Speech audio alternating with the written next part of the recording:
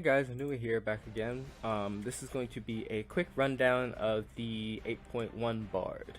Now, this is not going to be a pimp my build. This is just going to be a rundown of what's I believe changed in the 8.1 Bard and the basic overview of all of the talents as well as the 3 ruby grids. Looking at Bard, Bard was always a kind of class. Well, when it first came into play, it was a very, very strong class. It started out having multiple muses or musical things that you could play, and that you wouldn't actively have to run them. You would just turn them on, and they would be there active. Since then, it has changed from that to a more support class. So it has a damage aspect, and then it has a support class. I will typically definitely be running support because support just allows me to buff my class, or buff my party's damage, and buff my group overall. So I typically run Bard in support class, but you can still run it in DPS class. So I'm gonna go over what I believe is the best type of abilities for each, and I'm also gonna go over the type of things that I feel changed, even though I'm not entirely sure because we still haven't gotten full patch notes yet, which I will still be doing a video for as soon as they come out. Looking at major changes, Dissonance, Dancing Blade, Crescendo, none of them really saw a change, but coming down between aspects, you don't really need to run Crescendo in a support build, though I would recommend running it in DPS build because it hits very hard. Support, it's like kind of useless, so I wouldn't recommend that for support build. I definitely would recommend Dancing Blade and at least rank 1 Dissonance in support build because for me, Dancing Blade is your main ability for damage and keeping your buffs up, at least offensively, and Dissonance is just a free way to get rhythm, which is this right here. If you guys aren't particularly used to the Bard class, tempo is how you use your abilities, much like other classes have like mana or elements or things like that. Bards have tempo. So Dissonance is just a free way to gain tempo, and we have rubies that augment that, such as Tunes of Chaos in any spec, and improvisation in assault spec, and as well as Harmony of Chaos in support aspects, but in particular.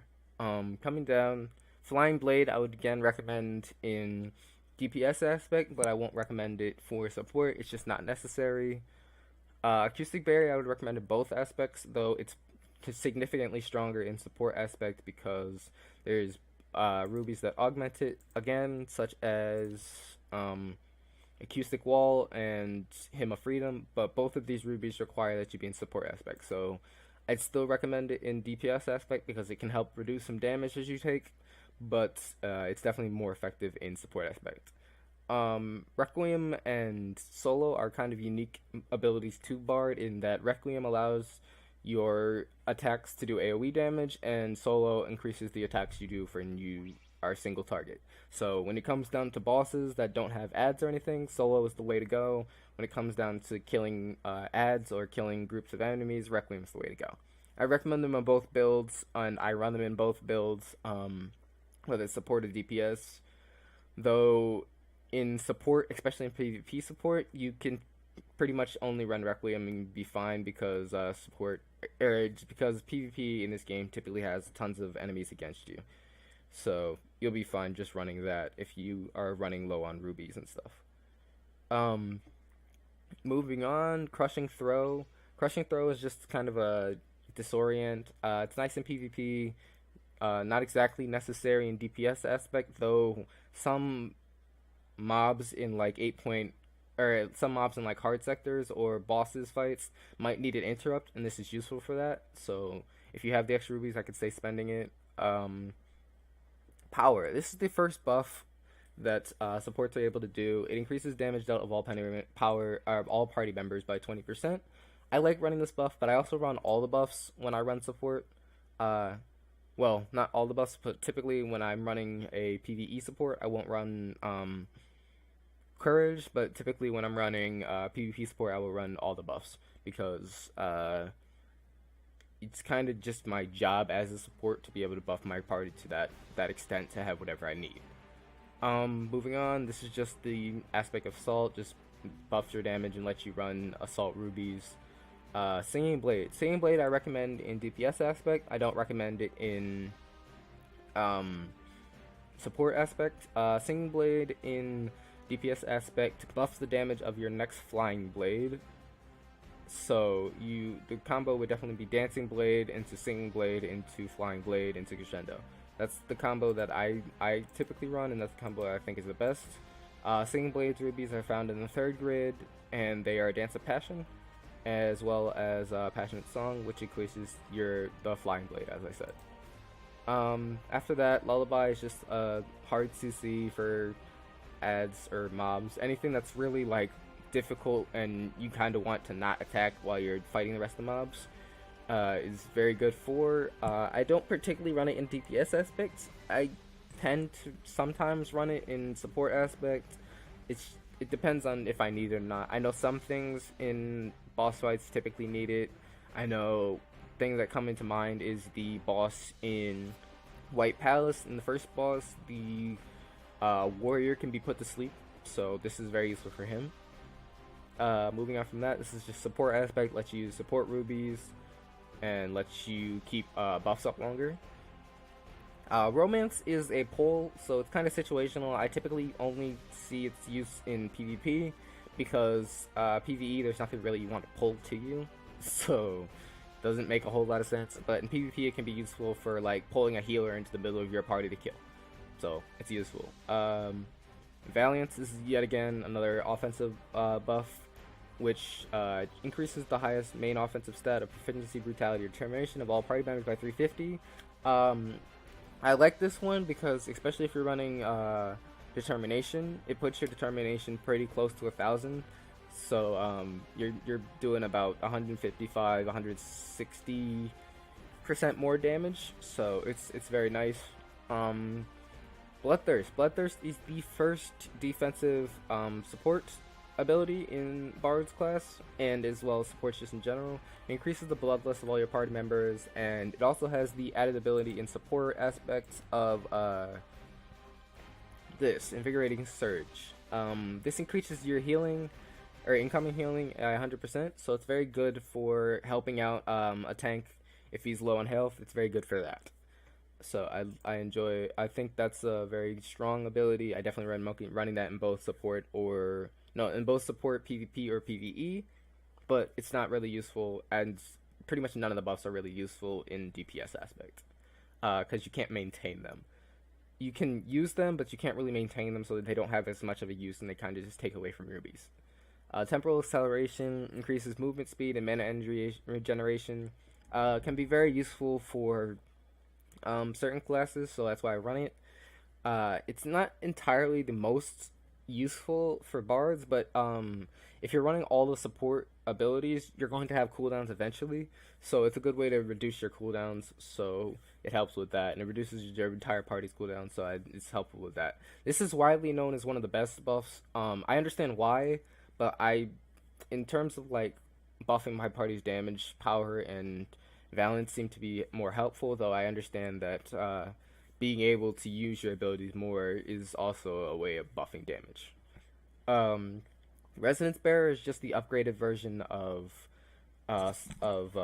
Acoustic Barrier, so that's just what that is. They share the same rubies, and they share the same abilities, though Resonance Barrier is stronger overall. Disharmony is the upgraded version of Dissonance, so it's just adds more damage, though they still share the same type of rubies. I understand. I could see the point in running this in a DPS build, not so much in support, because you really only need one rank of Dissonance to be able to get you the tempo you need to be able to get buffs off. Overture. Overture I recommend running in both builds. Dispels, so things like Gluxor, or not Gluxor, Sarn in GT, if you guys remember that raid. Light Sarn had to be dispelled using things like Overture. Overture dispels effects from a boss or anything and lets your team do more damage. Also, White Palace, if you're thinking about that, since I did the tutorial on that, you can also dispel the healing buff that the healer boss in the first room will do. Courage is the second defensive support build or ability. It reduces the duration of control effects. I really like it in PvP, not so much PvE. I don't see a huge amount of use of it. Though I guess if you have the extra rubies, it's nice to run. It does have rubies that augment it, such as specifically this one, Encouraging Surge, which protects most control effects, but it can be dispelled, so be aware of that. Moving on, March. March is a strong heal, but that's pretty much its major use. You can also get buffs off of it, but its major use is being able to heal. So I like this ability in support. Not so useful DPS. I can't really see running it in DPS at all. Dance of Shadows. It's an interesting ability. I've never personally used it. It does seem to it can be useful, but I don't particularly see the full use of it. I guess if you're running a full healing support, then I guess I could see more use of it. But just an overall support, or just one who's more focused on buffing your party, this is not really fully necessary, and it's pretty much completely useless in DPS spec. So can't see running that. The two dragon tier skills are expression and entry. DPS aspects, I would say run expression. PvP support, I would say run expression and entry, because entry is a large stun and expression is also a stun. So that's what I think so far of all the talents. We didn't really see a huge change in talents, so that's a little bit sad, but to be honest, we really didn't see a huge change in a lot of things. Bards themselves pretty much stayed the same, except that this is the major ruby change I've noticed. This is a larger increase in damage from previous patches. We're doing about, if you run all of these rubies, you're getting about 24% increased damage in support aspect only. So that's nice, but I guess that's pretty much the only real change I've seen to rubies overall. I guess we didn't really need to change. We were a pretty balanced class anyways, so I can't see why they would change us too much, why they would rework us too much. But overall, I think the class itself is strong. If you have a strong support build, you can be very, very tanky and very hard to kill. You can also do good amounts of damage as well as healing. In DPS aspect, you can be a little bit more of a glass tank, but you also do a lot of damage. You can still survive decently well, especially if running Caution and Bloodlust. You can do pretty good survivability and still do a large amount of damage, but overall, I think our damage is still slightly less in PvP or in PvE than some classes, but I think we're right in that middle range of being able to do damage, so I'm not too upset about it. But that's all I've noticed that's changed from Bard. Be sure to leave your comments and thoughts on the new Bard below. I'll check those out. Also, wow, I lost my train of thought there. Hold on. Also, I plan on playing Bard, but I'll probably be on my Pally and Summy more. It's not that I don't like Bard, it's just that those two classes took more of a change, so I just need to get more looks at them and more in-depth way of viewing how they do. But that's pretty much my overview of the new Bard class in 8.1. So I'm gonna catch you guys later, and I hope you all enjoyed this video. Be sure to like, comment, and subscribe to my channel, and thanks for all the support. I'll catch you guys later. Heaven sent my residence, it's every day just visiting, blending.